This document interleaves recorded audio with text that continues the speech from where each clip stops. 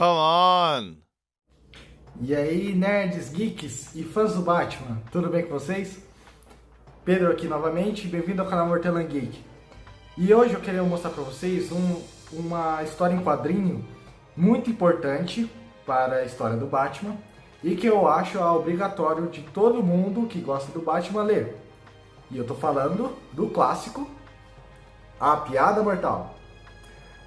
A Piada Mortal, ela foi roteirizada por Alan Moore e desenhada por Brian Bolland. E esses dois fizeram uma obra sensacional. Por quê? Porque foi a partir dessa obra que surgiu três teorias importantes, três modos de interpretar essa história, que foi tão impactantes que as histórias futuras se basearam nessa história para continuar.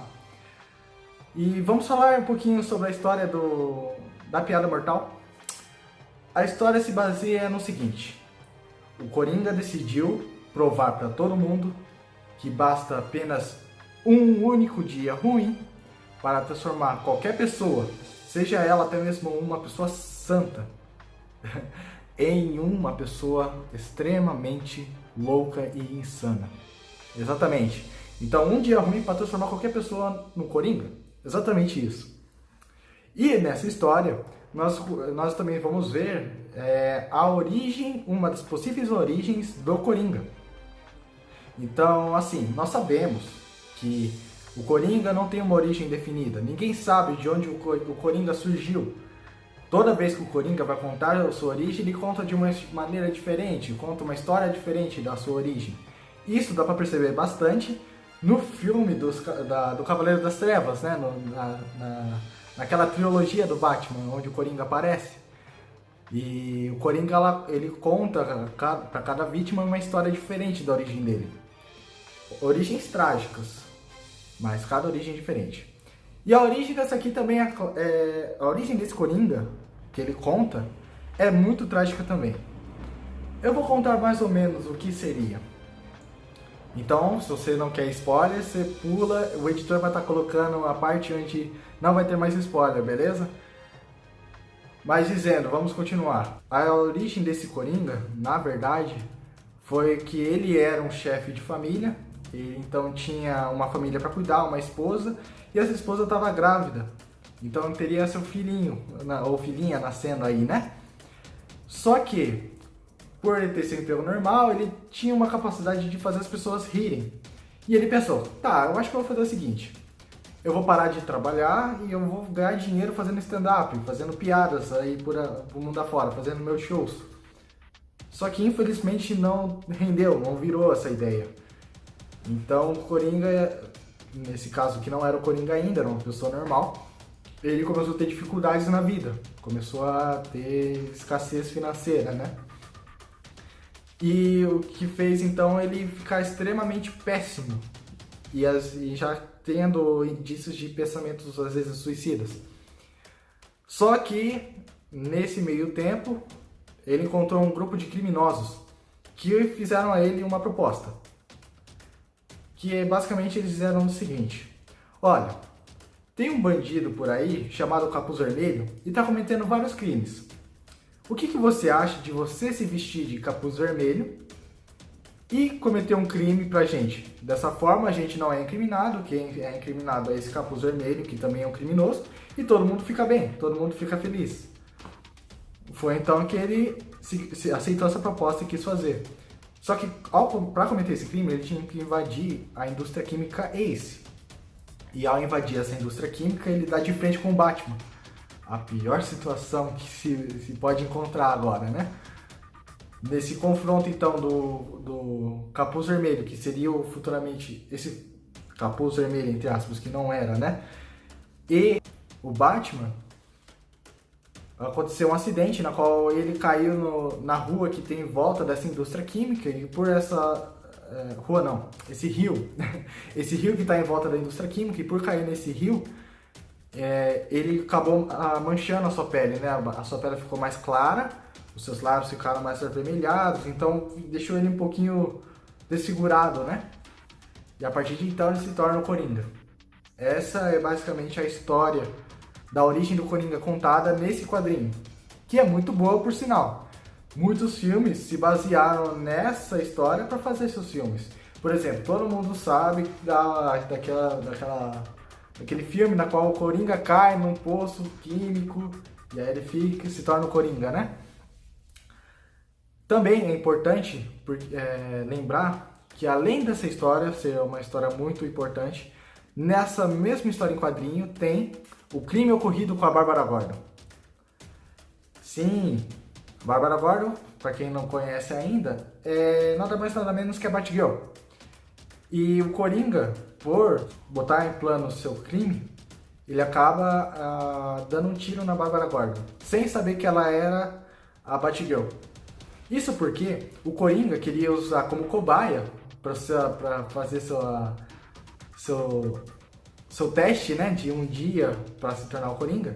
Ele quis dizer que o comissário Gordon, um dos aliados do Batman, ficasse louco por um dia.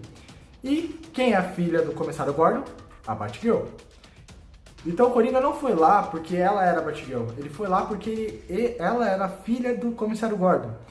E o Coringa deu um tiro nela, o que deixou ela paraplégica, o que deixou ela ser incapaz de ser a Batgirl nas histórias dali pra frente. O que acabou então, por fim, ela se transformou na Oráculo, a informante do Batman. Aquela que dizia pro Batman aonde estava acontecendo o crime, quantas pessoas estavam envolvidas no crime, qual que era o tipo. Então assim, ela era informante do Batman, né? Mudou muito a história do Batman desse quadrinho pra frente. Além disso, tem 3 teorias surgindo nessa história em quadrinho. Uma teoria na qual o Batman mata o Coringa, uma teoria na qual o Batman fica louco e uma teoria na qual nada acontece, mas tudo volta no começo, que é como se fosse uma história cíclica, né? Tudo volta desde o começo, nada se resolve. Então vou falar um pouquinho dessas 3 teorias. A primeira teoria, o Batman mata o Coringa. Isso é importante citar porque espero que o editor mostre para vocês. Na última página, nas últimas páginas, o Coringa conta uma piada pro Batman, na qual se consiste o seguinte: 2 loucos estavam no sanatório e eles decidem fugir de lá. Só que ao fugir eles subiram no prédio e viram que dava para pular do prédio para outro prédio que estava próximo ao sanatório sem se machucarem. Dessa forma eles podiam fugir. Um conseguiu pular facilmente, só que o outro ficou com medo. E aí o que aconteceu? Por estar de noite, o que pulou pensou na seguinte forma: ah, eu sei o que pode te ajudar. Eu tenho uma lanterna aqui. Então eu vou ligar essa lanterna e você passa por cima da luz e assim você consegue passar de boa. Só que o louco que tá com medo, ele falou da seguinte forma: você pensa que eu sou maluco? Eu tenho certeza que você vai apagar a luz quando estiver na metade do caminho. Essa é a piada que o Coringa conta pro Batman. E o Batman, estranhamente, em vez de ficar sério e prender o Coringa como ele faz, ele começa a dar risada. E ele, ao dar risada, ele põe as mãos próximas ao pescoço do Coringa. E por pôr essas mãos ao pescoço do Coringa, os quadrinhos seguintes não mostram mais nada além do que a risada do Coringa começa a diminuir. Olha só! Então parece que o Batman matou o Coringa, ele quebrou a regra dele de não matar. Isso é muito sério, porque o Batman não mata, o Batman não pode matar. Isso que faz ele diferente dos criminosos, segundo ele, né?